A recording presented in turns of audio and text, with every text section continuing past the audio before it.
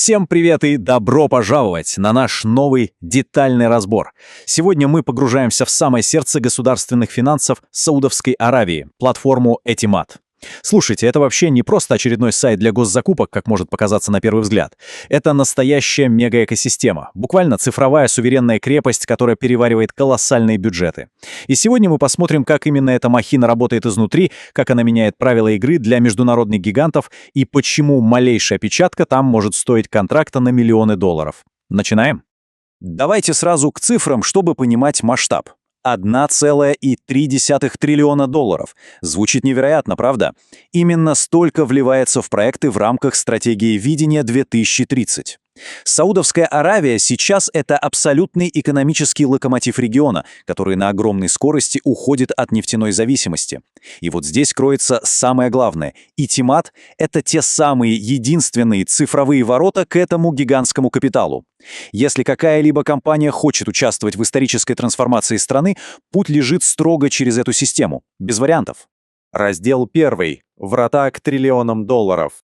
Посмотрим на макроэкономику платформы. Только за 2024 год через систему прошли тендеры на сумму более 336 миллиардов саудовских реалов, больше миллиона обработанных контрактов. Вы только вдумайтесь в эти объемы. Это уже не просто автоматизация ради галочки, это фундаментальный сдвиг всей системы.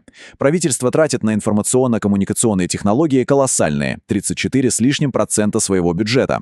И знаете, что это значит на практике? Бесконечная бумажная волокита, потерянные папки и старые бюрократические задержки просто испарились. Их заменила абсолютно бесшовная цифровая среда.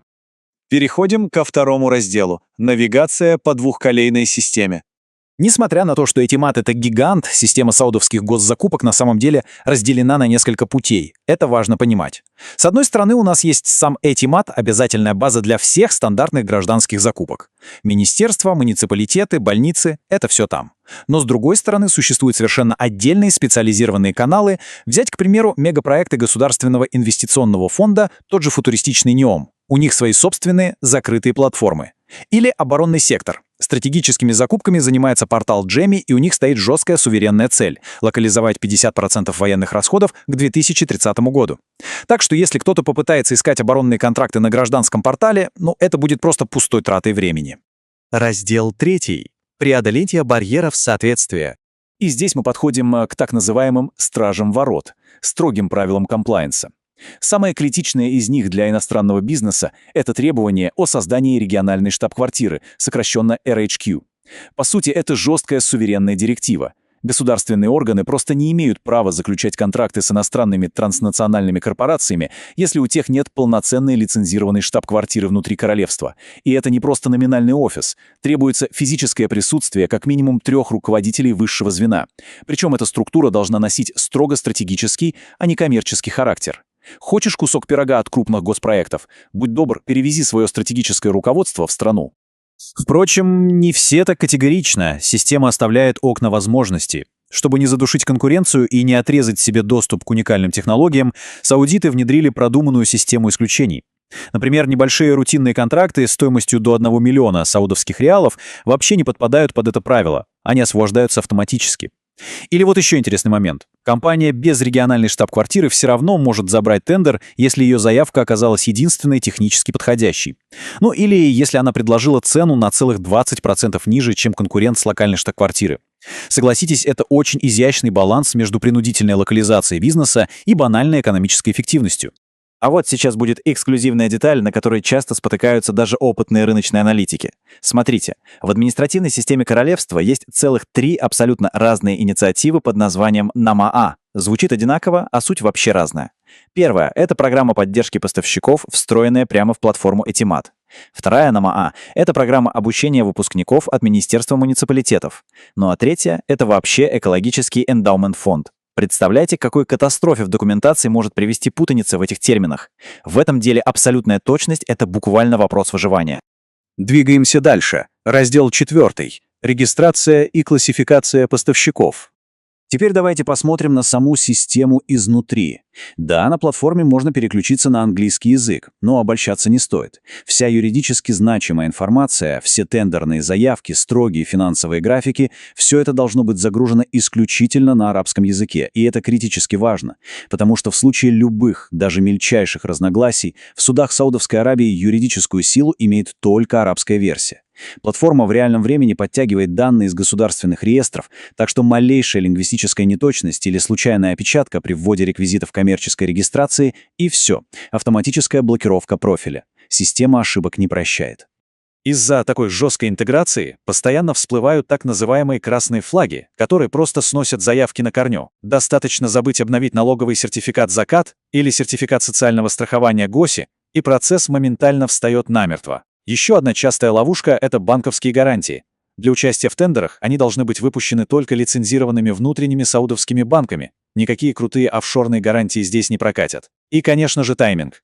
Окно подачи заявок закрывается электроникой минута в минуту.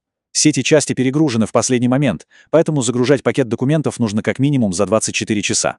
Но и это еще не все. Для строительных и эксплуатационных компаний одной регистрации мало.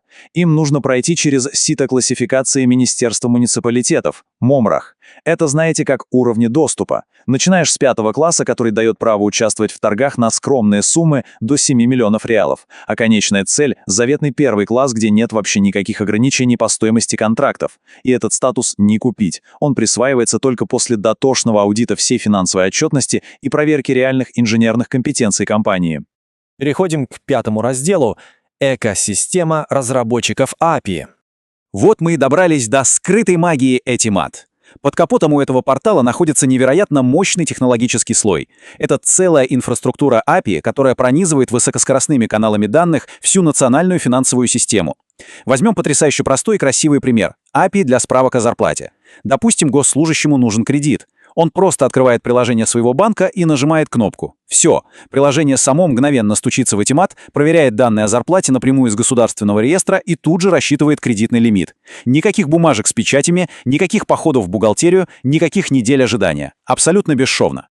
А вот второй кейс, который просто переворачивает игру в корпоративном секторе. Автоматизация торгового финансирования через API банковских контрактов. Смотрите, как это работает. Подрядчик выигрывает государственный тендер, и ему срочно нужны оборотные средства. Раньше это была бы гигантская головная боль. А теперь финансирующий банк через API просто запрашивает детали контракта напрямую из правительственной базы данных. Банк моментально видит реальный статус контракта, график платежей, контрольные точки. Риски для банка снижаются до минимума, и он может выдать финансирование практически мгновенно. Это настоящий прорыв. И, наконец, 6 раздел — будущее цифрового суверенитета. Если мы посмотрим на всю эту историю чуть шире, в контексте всего Ближнего Востока и выхода на новые рынки, нужно сделать одно крайне важное предупреждение. Запишите себе, чтобы избежать колоссальных ошибок при планировании. В Саудовской Аравии Etymad через Е — это гигантский финансовый центр государственных закупок. Но в соседних Объединенных Арабских Эмиратах есть система, которая на слух воспринимается почти так же — Etymad через I. Так вот, там это просто система управления кадрами для федеральных министерств. Она вообще никак не связана с госзакупками. Представляете, если комплаенс-офицер корпорации перепутает эти порталы? Это отличный пример того, почему каждый рынок в Персидском заливе требует предельно внимательного подхода. Подводя черту под нашим сегодняшним разбором, мы ясно видим одну вещь. Etymad — это далеко не просто сайт для тендеров. Это беспрецедентный инструмент цифрового суверенитета и стратегического контроля. Система, которая твердой рукой направляет 1,3 триллиона долларов в кровеносную систему локальной экономики и диктует свои, весьма жесткие правила глобальным корпорациям. И это заставляет задуматься о более глобальных вещах. Как подобные колоссальные системы цифровых закупок и глубокие API-интеграции перепишут правила всей мировой торговли в ближайшие 10 лет. Как изменится само понятие суверенитета, когда контроль над данными становится важнее всего остального? Вопросы абсолютно открытые, и за развитием этой истории определенно стоит следить очень и очень внимательно. Огромное спасибо, что были с нами на этом погружении, и до скорых встреч!